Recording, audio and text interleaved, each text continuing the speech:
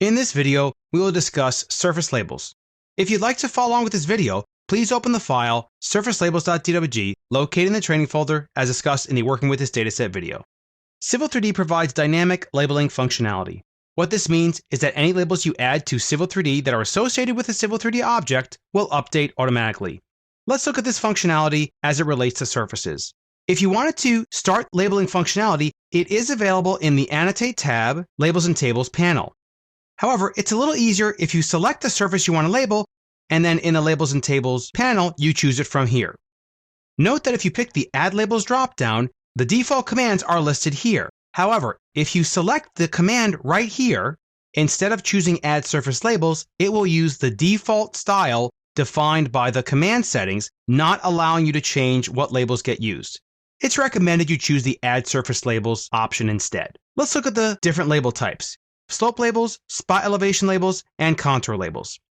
These are the styles as per the category that we have selected, and we'll just pick on %. Go ahead and click Add, and notice how you have two types of labels. You can have 1-point or 2-point slope labels.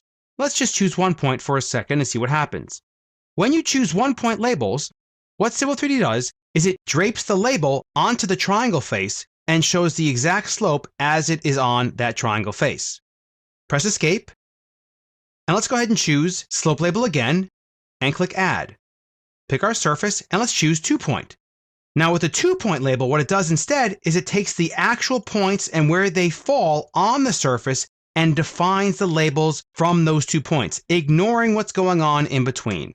Press Escape, and what's great about these labels, they will dynamically update when you grip edit them, or if you simply move them around the surface. You can also copy them. So if I use the standard AutoCAD copy command and copy them around the surface, you'll notice it's dynamically updating the label as it appears on the surface. Really cool. Let's look at elevation labels. We'll do a spot elevation label. Notice how you have the option to choose a label style as well as a marker style if you want to. Let's choose Basic X. We'll keep elevation only and click Add.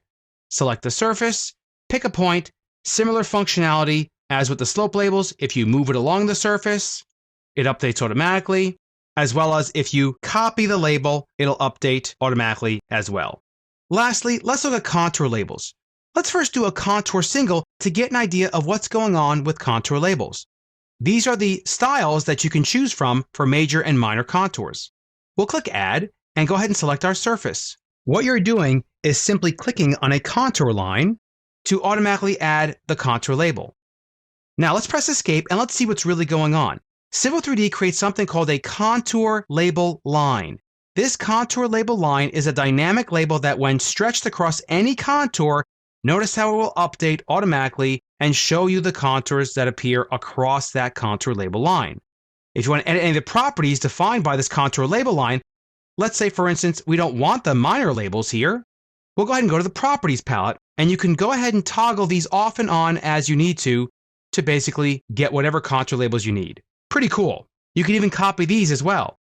Now, if you want to do this in one full sweep, what you can choose is the Contour Multiple at Interval label type. And let's go ahead and click Add here, and then we'll go ahead and pick our surface.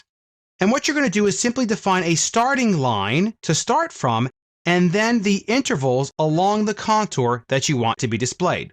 We'll go with 100, press Enter, and every 100 units, a contour label line will be placed along those contours, as you can see here. Let's say we made a mistake here, and we want to get rid of the minor contours being labeled. Here's how you do it. Select one contour label line, right-click and choose Select Similar, and then navigate to the Properties palette, and simply change your value to false, and automatically when you press Escape here, it'll update the contours.